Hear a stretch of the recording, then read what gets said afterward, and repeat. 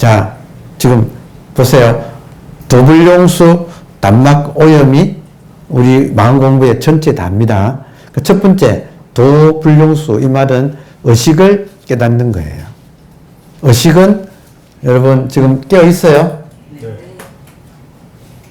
아, 그냥 이게 의식이에요. 여기에 군말 붙이면 안 돼. 그냥 깨어 있죠.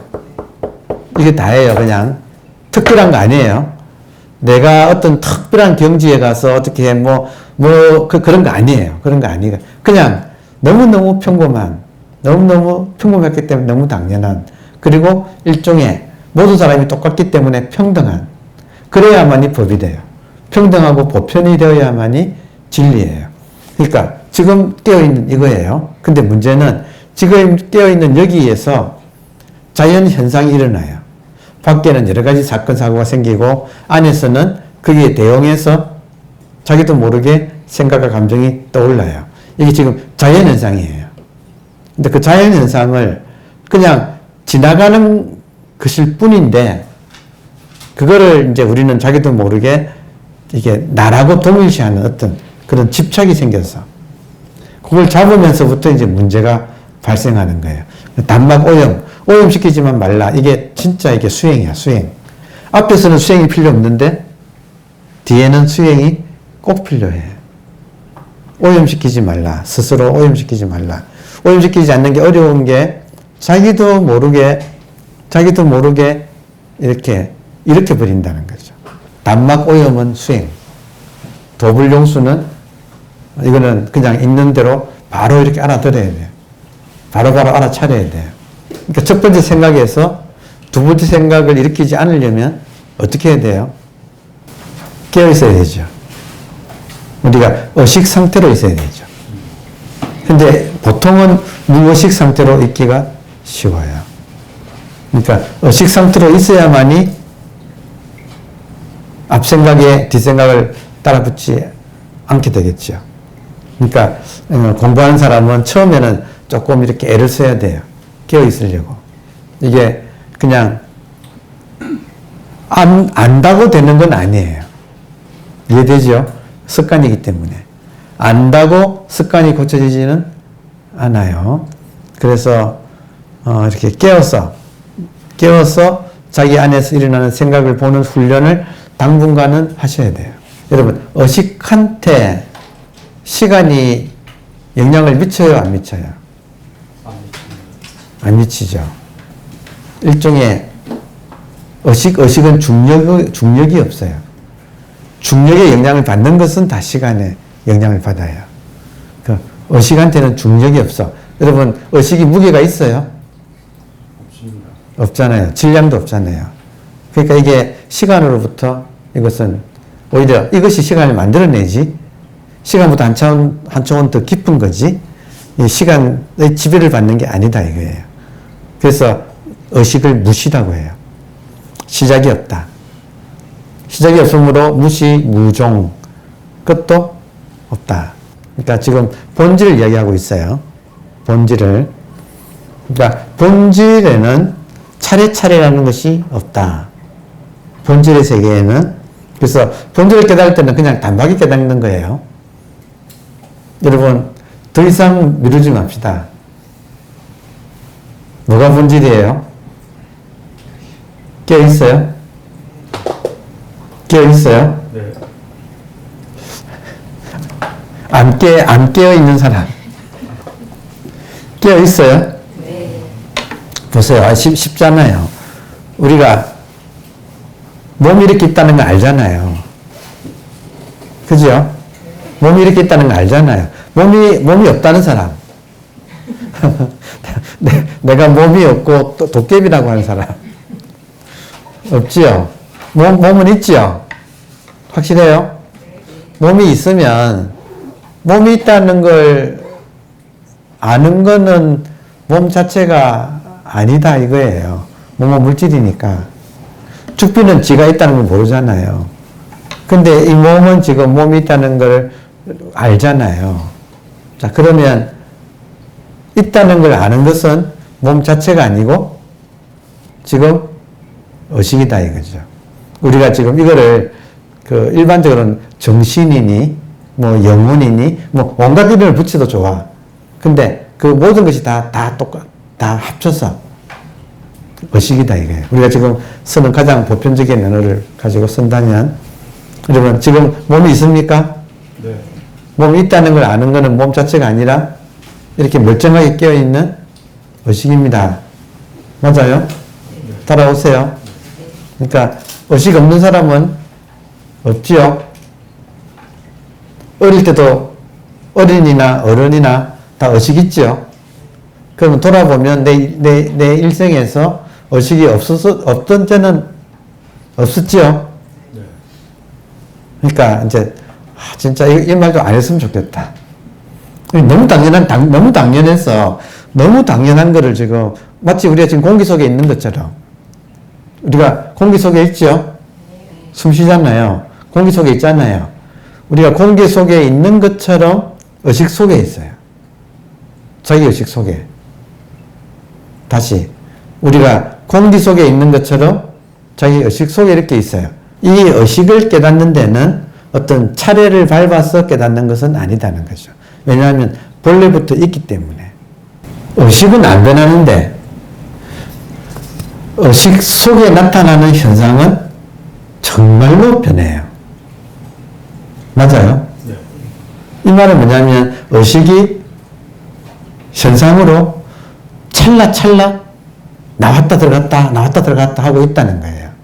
있다고 하는 건 지금 이 순간 찰나밖에 없잖아요. 그러니까 현상은 찰나적으로 존재하는 거예요. 이 말 참 좋은 말이네. 현상은 찰나적으로 존재하는 거예요.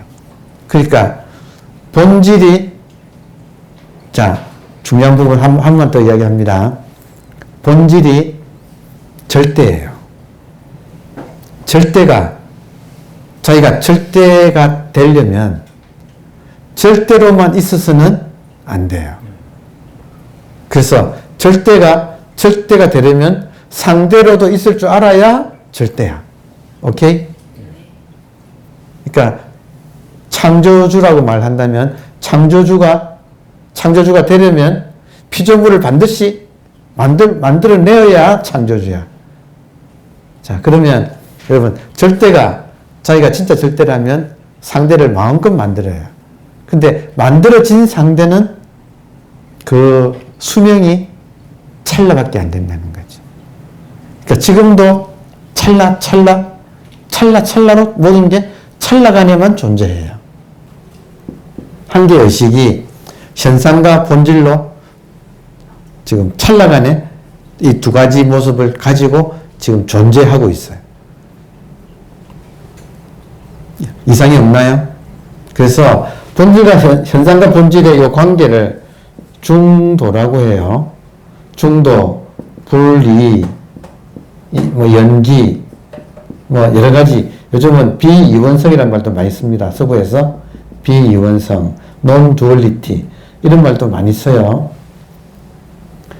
한 개의 의식이 현상과 본질로 존재하면서 요 현상과 본질의 관계를 중도, 불이, 연기, 비이원성 이런 말로 이야기를 하고 있는데 요게 지금 이 존재의 실상이에요.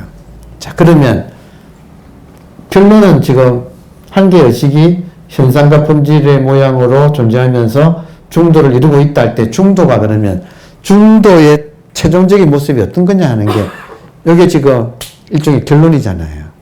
자, 그러면 절대 상대 혹은 본질과 현상이 중도를 이루고 둘이 아니다. 현상과 본질이 둘이 아니고 그러면 중도다 할 때 중도라는 것은 이론이죠. 중도는 말이죠. 근데 중도의 실제 모습은 뭘까요? 이 세계가 한 개의 의식인데 그 한 개의 의식이 본질과 현상으로 지금도 작용하고 있어요. 근데 이것이 둘이 아니야.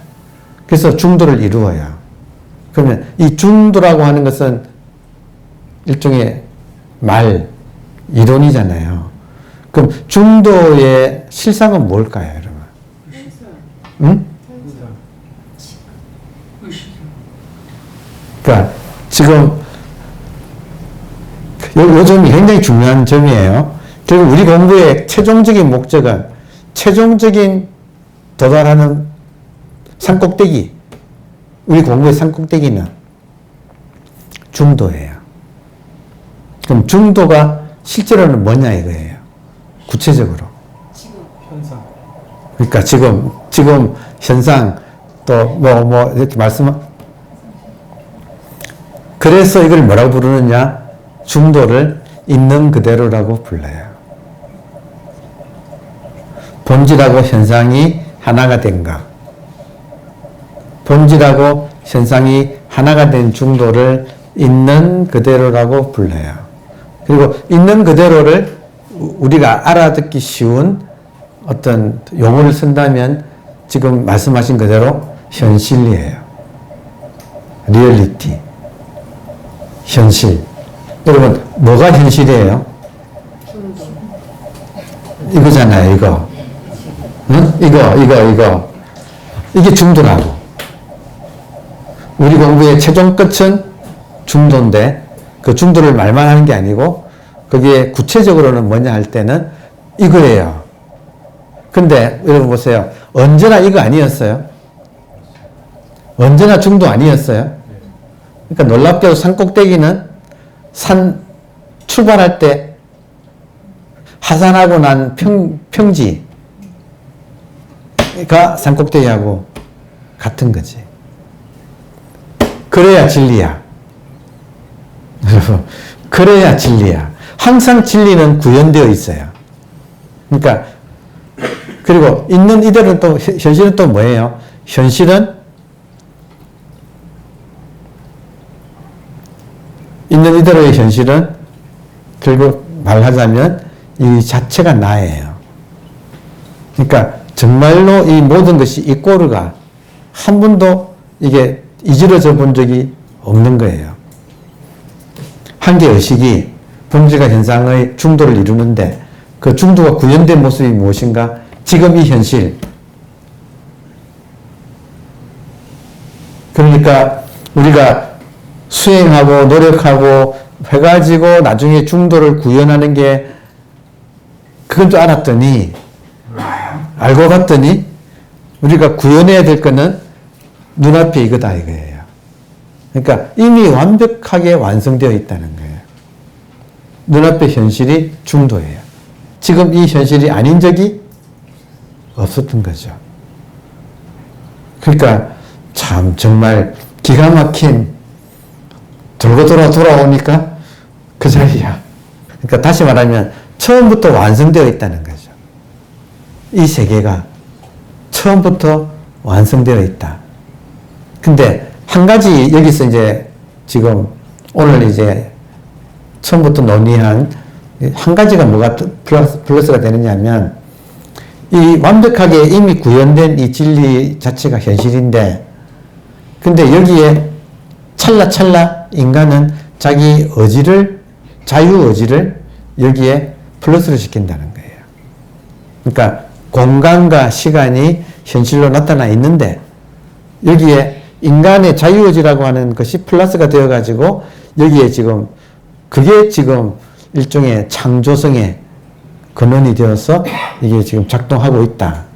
그러니까 지금 정말로 어떤 의미로는 내가 그러니까 무명의 연기를 할 것인가 아니면 정말로 깨어서 이 모든 진리를 내가 뭐라 할까 즐긴다 누린다는 말이 좋네. 이 진리를 누릴 것인가. 원죄라고 하는 개념이 있고요. 원죄, 오리지널 신. 그러니까 아담과 이브가 선악과를 따먹어서 선악을 이제 분별하는 그 원죄가 있고, 근데 또 하나는 원복이 있어요. 이거는 원복의 개념은 기독교에서 어디서 나오냐면 하나님이 당신의 모상대로 이 세계를 만들고 당신의 모상대로 인간을 만들어 놓고 보니까 참 좋더라 이런 말을 하셨어. 그러니까 참 하나님 하나님이 이 세계하고 자기 모양대로 인간을 만들어 놓고 축복을 내렸다 이거예요. 참 좋다. 내가 만들어 놓고도 참 기분 내 마음에 든다 하고 축복을 내렸다 이거예요. 이게 원복이에요. 복은 영어로는 블리스라는 거. 그러니까 오리지널 블리스가 있고 오리지널 신이 있어요. 그러면 요 두 가지가 다 인간한테는 주어져 있어. 그러면 이거는 우리 선택이에요. 지금 이 순간에 눈앞의 현실이 현상과 본질의 중도가 구현되어 있죠. 어떤 식으로 구현되는가? 지금 이렇게 의식이 있고 그리고 의식 속에 찰나간의 현상이 생멸하고 있는 이 모습. 지금 현상과 본질이 만나가지고 이렇게 지금 세계가 펼쳐지고 있는 이 모습이 지금 이미 완벽하게 지금 중도가 구현되어 있어요. 근데 여기에 플러스 알파가 있어. 순간순간 우리의 의지가, 자유의지가 발동할 수 있어요. 이때 자유의지의 방향이 원죄 방향인가, 원복 방향인가. 이게 지금 우리들의 인생에서 핵심적인 문제이기도 해요. 그러니까 내가 지금 말씀드렸듯이 바깥에서 바람 불고 또 무슨 햇볕이 비추고 하는 자연현상처럼 우리 안에서도 감정과 생각이 전념, 첫 번째 생각에는 그냥 이거는 자연현상으로 일어나는 거예요. 의지와 상관없이 일어나는 거예요. 근데 여기에 대해서 내가 대응하는 것은 나의 자유의지예요. 이때 대응을 할 때 이것을 분별심으로 원죄에 따라서 분별심으로 좋다 나쁘다 하고 할 거냐, 시비할 거냐, 옳다 그러다 하고 시비할 거냐, 아니면 좋은 건 좋은 것대로 나쁜 건 나쁜 대로 내가 이것을 축복으로 받아들일 거냐. 현재가 동시에 프레젠트는 선물이잖아요. 순간순간을 선물로 받아들일 거냐. 이건 축복이다 이거죠. 그러니까 내가, 여러분, 우리가 자기를 볼 때 많은 사람들이 원죄가 있는 줄 알고 일종의 원죄를 다른 말로 하면 원업이라고도 할 수 있지. 그 어떤 업장에 찌들인 인간으로 자기를 볼 수가 있지만 우리의 자유의지는 그걸 한 생각을 바꾸면 원복이 된다 이거예요. 그러면 순간순간 내가 선택할 수 있다. 이 지금 난생 처음으로 맞이하는 지금 이 순간을 내가 원죄로 물들일 것인가? 원복으로 부피 설락의 세계로 내가 물을 것인가? 이 선택은 지금 나한테 지금 달려있다는 거죠. 그러니까, 그래서 우리 이제 불교적인 의미에서는 이 원력이라는 말이 있어요. 원력. 이것도 참 좋은 말이니까 한번 써보겠습니다.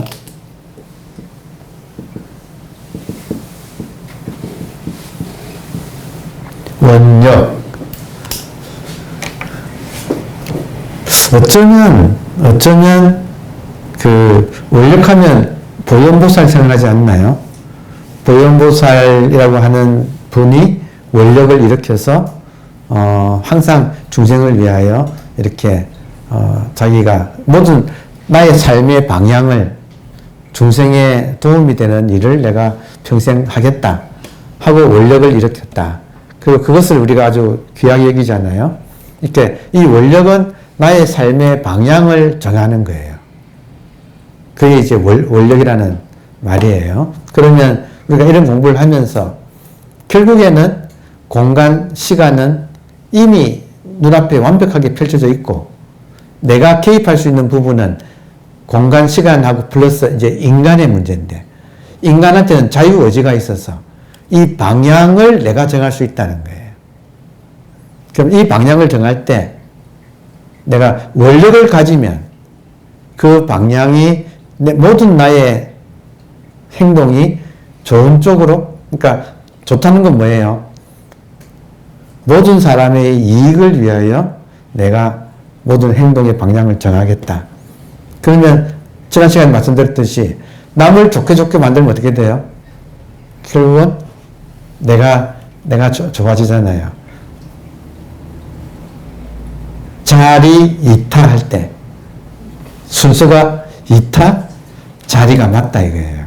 그러면 나의 원력을 이타로 남한테 이익이 되는 걸로 나의 원력을 두면 나의 모든 삶이 어떻게 하면 남한테 예롭게 내가 행동을 할까 하는 쪽으로 모아지고, 그래 되면 최고로 내가 좋아진다.